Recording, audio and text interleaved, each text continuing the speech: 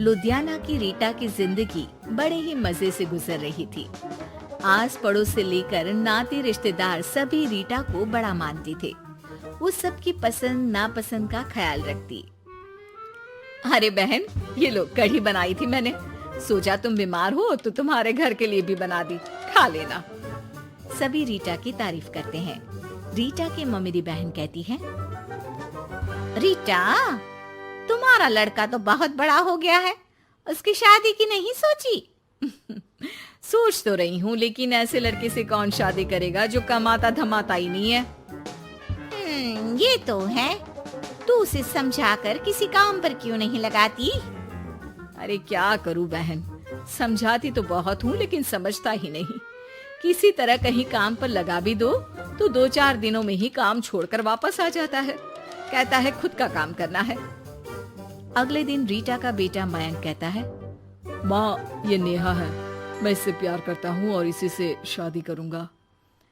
अब लेकिन नेहा बेटा, ये तो काम ही नहीं करता, तुम खाओगी क्या? माँ जी, आप जो खाएंगी वही मैं भी खा लूंगी, लेकिन शादी तो मयंक से ही करूंगी।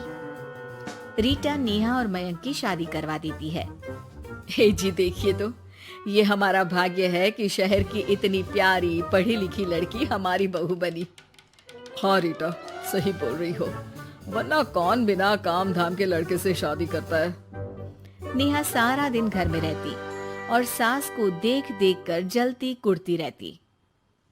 अरे नेहा, तू तो बहुत लक्की है जो इतनी अच्छी सास मिली, माँ की तरह तेरा ख्याल रखती है।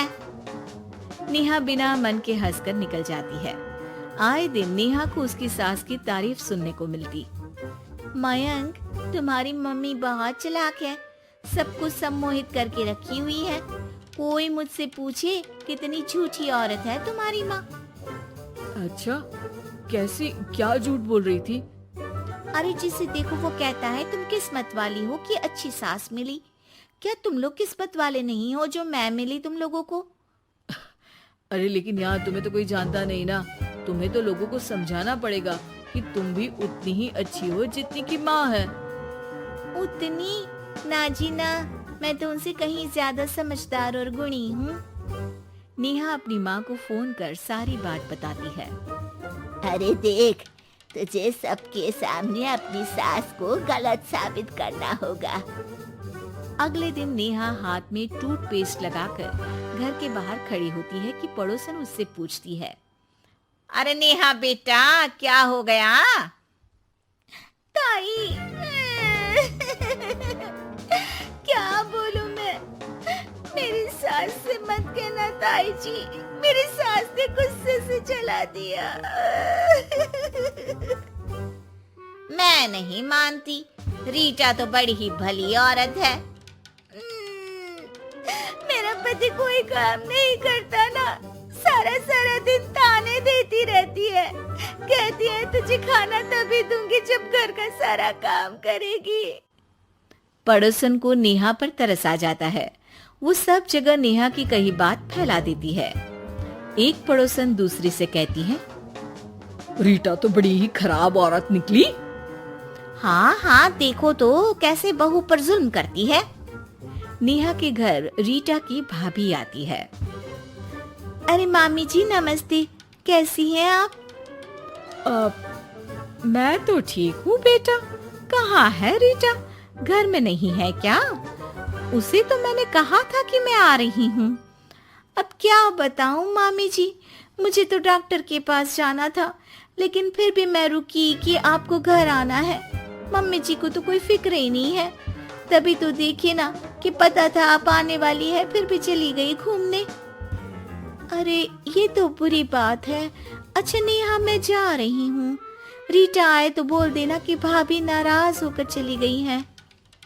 रीटा वापस आती है तो उसे भाभी नहीं मिलती। अरे नेहा, तूने रोका नहीं मामी को? बोला नहीं कि मंदिर गई हूँ मैं?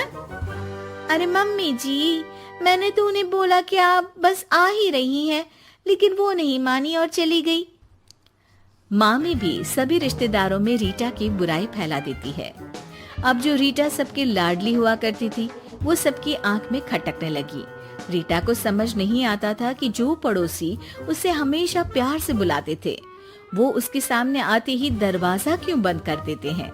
जो रिश्तेदार उसे इतना प्यार करते थे, वो उसे अब फोन तक नहीं करते। एक दिन रीटा के पास उसकी भाभी का फोन आता है। तू तो बड़ी हो गई रीटा। अरे ना भाभी ना, तुम तो माँ जैसी हो मेरे लिए, मायका तुमसे ही तो है, लेकिन तुम भी पता नहीं क्यों नाराज हो मुझसे।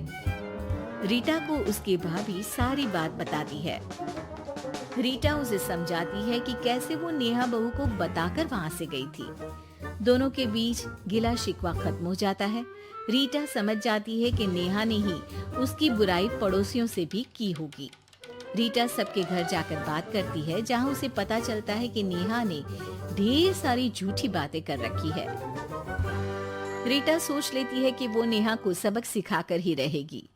नेहा, तेरे ससुर जी रिटायर हो रहे हैं, तो अब तू और मयंक कहीं और घर देख लो। अरे कैसी बातें कर रही हैं सासू माँ, ये तो कोई काम नहीं करते, हम कहाँ जाएंगे। तभी वो पड़ोसन आ जाती है। अरे नेहा, अच्छा ही तो है, तेरी ऐसी सास से छुटकारा मिल रहा है जो तुझे बात बात पर जला देती थी ना। घर जरा जल्दी खाली कर देना नेहा, मयंक से भी बोल देना। नेहा को समझ आ जाता है कि सास को सब पता चल गया है। वो उसकी पैर पकड़ लेती है। सासू माँ, मुझे माफ कर दीजिए, मैं आगे से ऐसा कभी नहीं करूँगी।